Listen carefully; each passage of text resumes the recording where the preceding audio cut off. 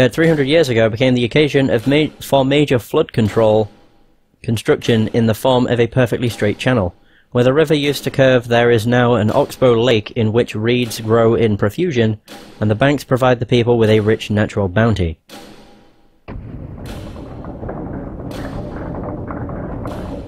Even the area that formerly was a barren, rock-strewn wasteland became a vast fruit-bearing garden thanks to the irrigation project that was undertaken 200 years ago.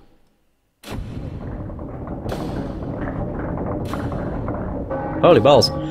The mountain that was the centre of the people's religious faith was enveloped in sky-scorching flames 100 years ago, formerly swathed in a thick green covering and seen as the home of the gods. The towering peak was transformed into a bare rock pile by a forest fire that burned for 3 days and nights. Almost everything that lived in the forest, birds and beasts of course, but many people too, died in the flames. The people in the village below mourned the horrible transformation of the god's abode. But now, 100 years later, the mountain is as green as ever. The people of the village and the people of the mountain still tell the story of the fire, but today's children can hardly imagine that the rich green slopes were once charred and blackened. Restored though it is to its original green lushness, of course, the mountains could well be enveloped in flames again, 100 years from now, 200 years from now, or even tomorrow. Even if it should be charred bare again, however, trees would sprout anew, the birds and beasts and insects chased away by the fire would return to their homes, and given enough time the mountain would be covered in green as before. Such are the workings of nature. Given enough time, dizzying stretches of time. Okay. But no, to become dizzy at the thought of vast stretches of time is a privilege of the ordinary folk, those who have no choice but to devote all their energies to living in the present.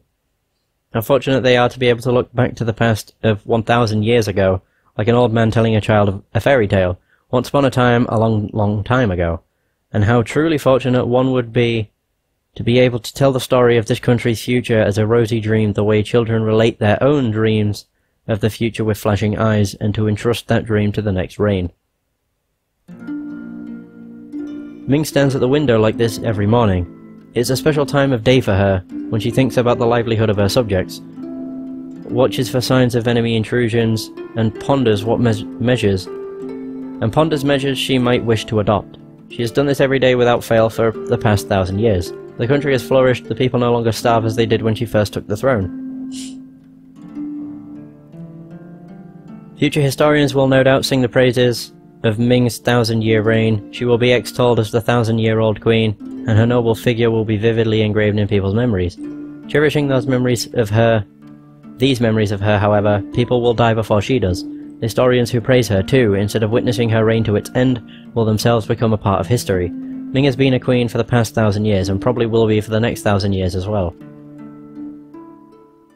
Her Majesty is in excellent spirits again this morning, I trust. She hears the voice behind her. Her gaze still fixed on the streets of the city below. Ming answers, "You are early today." Not so early if Her Majesty herself is already observing the smoke rising from the cauldrons of her people. She need not turn to ascertain the identity of the smiling face behind her. It belongs to Nagram, her senior minister. The smile is courtly, genial, but deep within the narrowed eyes she knows there resides a dark gleam. "Today I will accompany Her Majesty in the inspection of the troops." "You?" "Yes. Owing to a slight changing in assignments today. Is that so? I am hardly up to the task, but I will do my best if Her Majesty will allow me to serve her in this capacity. I beg her permission." With her back still turned to Nagram, Ming gives a silent nod. "Ah yes," she thinks to herself with a bitter smile. "Their plan goes into action today." Ming has sensed for a very long time that Nagram is up to no good. He apparently has seized command of certain units of the Royal Guard scattered throughout the city. Too, his people are lying low, ready to set fire as soon as his orders come down. No doubt about it, today, when the regular ceremonial inspection of the troops is scheduled to take place, is the perfect day for a coup. When Nagram leaves, Ming enters her office and summons Hans, the most senior of her ministers, a true elder statesman and her most trusted confidant. Hans, who sports a luxurious beard, has served Ming for over 40 years. "Your Majesty, I understand Nagram was here earlier." "Yes, apparently he is to accompany me to the inspection of the troops. This is all she has to tell him. Stroking his bushy beard, Hans says, "That means they've run out of patience." "I know," replies Ming. "I'm sure they can't wait to get started." What a fool Nagram is. He has no idea, absolutely no idea, that Your Majesty has been letting him set his own trap. If he were smart enough to realise that, he would be taking at least 2 more years to make his preparations. Then he would have much more power at his disposal. He can link up with not just the Royal Guard, but also the main body of the army and the police force. He could conspire with external enemies and arrange for them to invade just as the ceremonies were getting underway.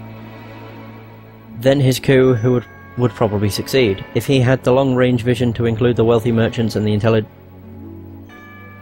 intelligence... Wait, I don't know how you say that. Intelligentsia? Among his allies. He might even be able to mount a revolution that would overthrow the monarchy itself. That is what I would do if I were Nagram. As long as I was undertaking a coup, I would think about it that much at least. Hans' smile could not hide the fact that all this talk of successful revolution was making him uncomfortable. Her Majesty is unmatched by any enemy except one, Her Majesty herself. He may be right, Ming thinks. If she had an enemy with an external life like hers, who was willing to devote all the time needed to planning a revolution, be it a whole century or even 2, the result would surely go beyond revolution and develop into a full-scale civil war. Human lives, however, are limited in duration, and because of this limitation, humans rush to achieve results before they are ready. Nagram is one of them. If he could live 200 years, to say nothing of 1,000, he would not be trying to take up arms at such an in-between point in time. Still, says Hans, I have to admit that Nagram has extended his forces far more successfully than I ever imagined. What have I been doing all this time? I am utterly ashamed of myself.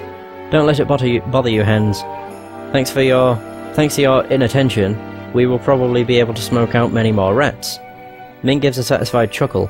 Nor is this mere bravado on her part. They chose not to arrest Nagram at an earlier stage, but allowed him to swim free for a while in order to take this opportunity to net the entire force of rebels, both inside and outside the palace. Clever. Yes, I know, Hans replies, and goes on to explain the plan for crushing the coup. His plans are impeccable. The coup has virtually no chance of succeeding. All they need to do is carry out a whole-scale arrest of the rebel Royal Guard units that rise up in the palace, and the partisans lurking in the city. Then it will be some time before any more individuals with outsized ambition show up again. This will be our first purge in 15 years, Hans remarks. Has it been that long? It certainly has, Your Majesty. This fine beard of mine was jet black last time. Hans commanded the troops that put down the coup 15 years ago. Loyal, courageous and cool-headed, he is the ideal staff officer. Without a doubt, he is one of the very best military advisors Ming has had in... What? Okay. True, not even this superb retainer could be with her through all eternity. In another 5 years, 10 at most, Hans, like other royal retainers of the past, would be laid to rest to the sound of military cannons. It is always like this. Just as the ambitious ones rush to make their mark because they cannot live forever, the loyal ones in whom she can place her complete confidence stake their very lives on serving her because they cannot live forever. They carve their names in a single line of history, and then they depart from Ming for the rest of eternity. Ming herself, though, goes on living. Eternal youth, immortality, so this is the dream of humanity, is it? None of them knows the loneliness of eternal life. I must have pressed A by accident or something. When Hans next addresses Ming, there is a new urgency in his voice. About the troops that will quell the uprising. I will command the ones outside the palace. Do I have Her Majesty's permission to put command of the interior palace guards in the hand of my youngest protege, Yan? Ah yes, Yan.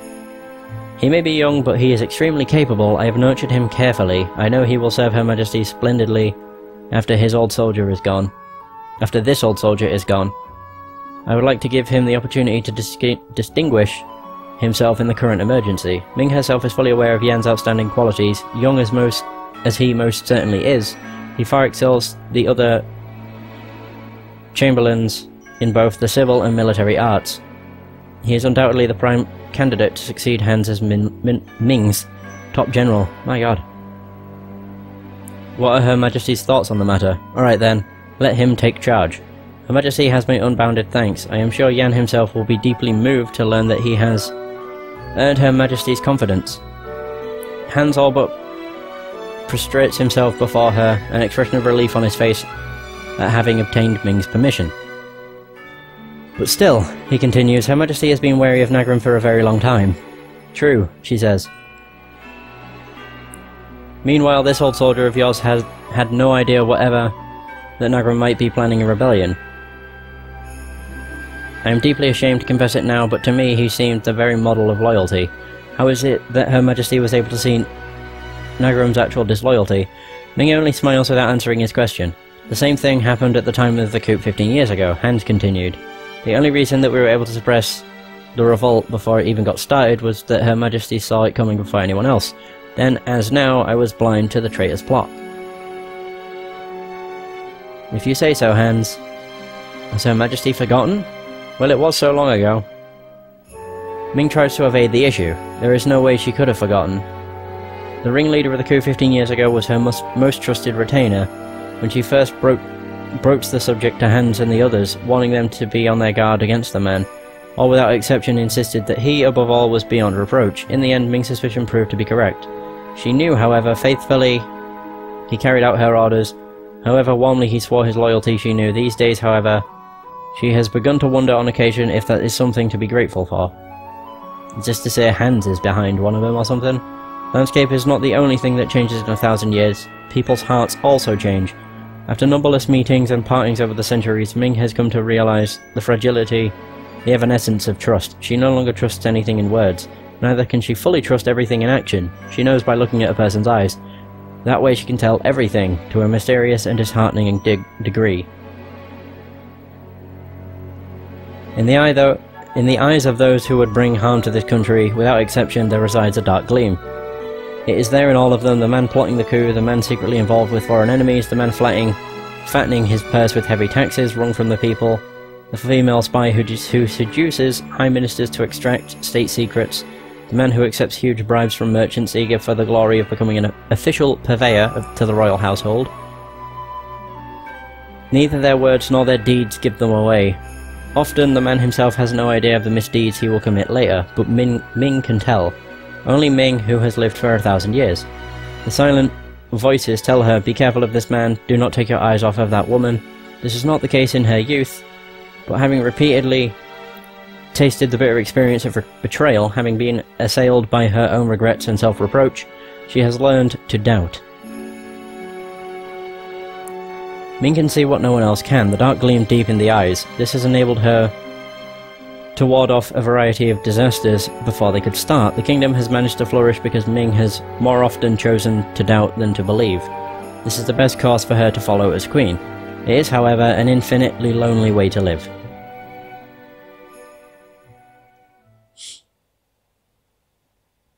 Nagram's coup collapses in an instant. The rebel units of the Royal Guard who draw their swords against Ming during the inspection of the troops in the plaza become the prey of Yan and his men, who have been hiding around the perimeter. Meanwhile, the anti-rebel forces under Han's command pounce on Nagram's followers, who have been gathering to set fire to the city and arrest them without resistance.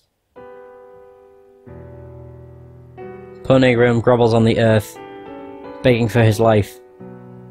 To him, Ming only says, I grant you the right to die with honor. The soldier lays the sword before Nagram. Wordlessly, Ming conveys to Nagram that it is time for him to take his own life. She turns on her heels and returns to the palace under armed escort. This will keep anyone from having thoughts of fomenting a rebellion for a while, at least. The peace of the kingdom has been preserved, but it will not last forever. When the memory of Nagram's coup begins to fade 10 years from now, or 20, or even 100, another man with ambition will emerge, as has happened so many times before. It is the role of the Queen to accept this endlessly repeating cycle, Ming tells herself, sighing. Ming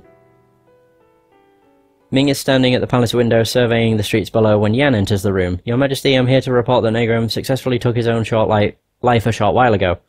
Oh, did he dispatch himself with dignity? He did. Traitor though he was, he died in a way befitting a commanding general. Return his body to his family with all due ceremony. She turns and stares at Yan, whose spine stiffens under the onslaught of her gaze, and then she sees it. Without a doubt, the dark gleam flashes deep within his eyes for one fleeting instant. So Jan is another one, is he? She thinks with a bitter smile. Unable to fathom the meaning of her smile, Jan is at a loss for words. Thank you for all your efforts, Ming says to him, suppressing a sigh. She turns to the window again. Ah dear.